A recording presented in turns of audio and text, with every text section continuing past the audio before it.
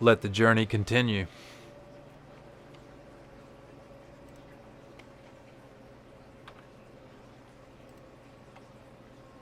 Alberto Rivera on day 4, still preaching the word. Let's catch a little more and then read some of the King James Version and William Tyndale version of the Bible.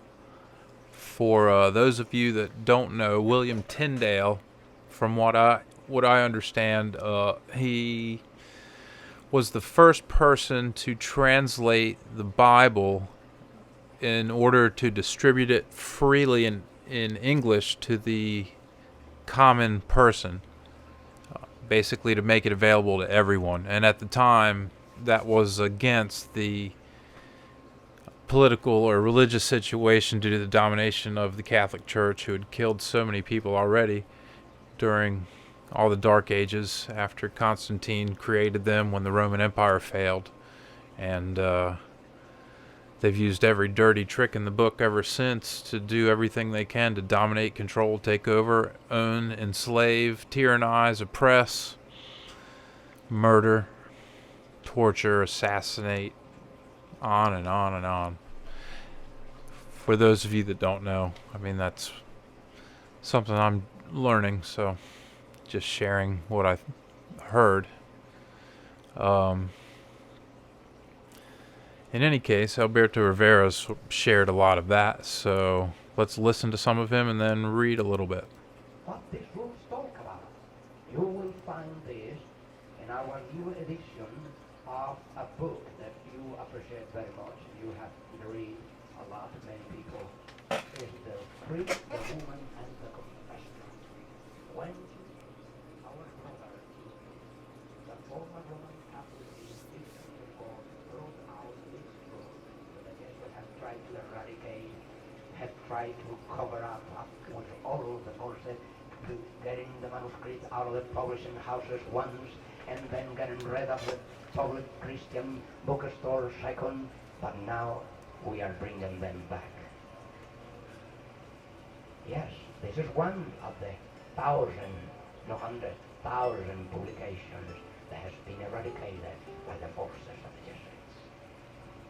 The testimony of that other converted, truly converted priest of Rome is telling at the end of the book what the rules of the confessor are imposed by the Jesuit order on every priest. What these rules are, they are so immoral. Yes, and the declaration of these rules and the manifestation of that, they are so immoral, so cruel, so naked, that cannot be translated for 50 years, has been written in Latin without being translated, for fear that the book may not be allowed to be published as pornography. But we will do so. We will, because already I have made the translation into English from Latin. And the first edition of that book after 50 years will go from Latin, revealing the iniquities and immoralities that are reflected in the confessional rules, the confession. Yes, the truth is coming out. And there is no secret no longer under the power of God's word, no secret. Tilio said that.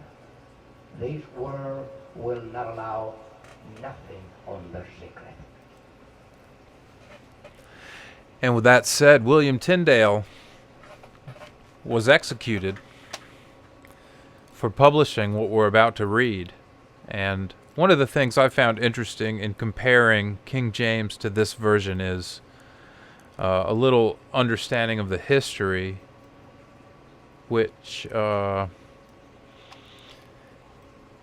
may always be with a grain of incompleteness, at least from my perspective, because I'm always learning and studying. But what I've learned is that Tyndale was killed by Thomas More, Murderer More, they called him, and he executed, burned alive, or tortured, or I don't know, the details don't really matter, because murder and assassination by any means are all as evil as it gets, and we all know that. Well, in any case, that's the history, and so he was killed for publishing these words because they were trying to keep them from away from people, which to my way of thinking would indicate they're pretty important and are worth reading and worth paying attention to and trying to understand, so that we can all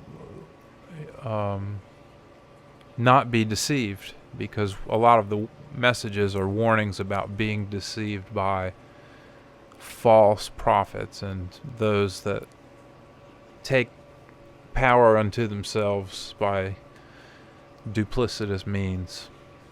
So let's start reading. I was reading while he was talking, and I've noticed there are differences, and so I'd like to try and point out a few where I have seen them, and then I'll try not to go too far into what I think they are, because a lot of people may think other things, and I'm not trying to impose any beliefs, so I'll just try and read the words. Also from Tyndale, as if anybody's looking at this down here where the cursor is, it's going to be different spellings and things I'm not familiar with, so I'll just do my best to make up a sound. And if you know I'm saying it wrong, I apologize, but I don't know how to pronounce this as they would have back then. So here we go.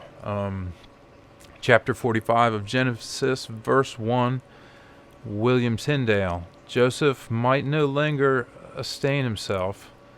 That means he might not, is no longer able to contain himself, potentially, while many men stood